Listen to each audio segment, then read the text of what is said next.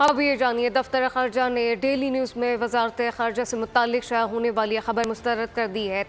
तर्जुमान दफ्तर खर्जा के मुताबिक मामले पर अखबार के एडिटर से बात की जाए। इस मुतालिक मजीद क्या तफसीलात है, सलमान अमान से जानते हैं। सलमान, आगे कीजिएगा।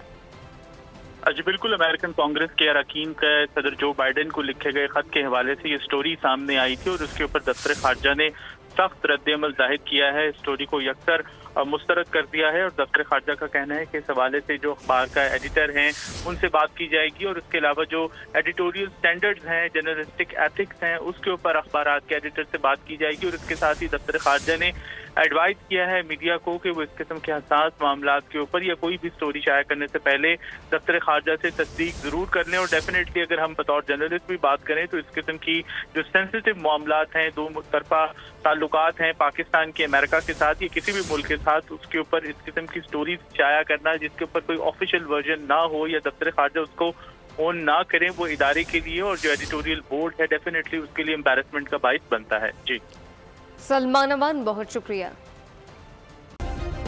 सब्सक्राइब करें और बेल दबाएं ताकि कोई खबर रह न जाए।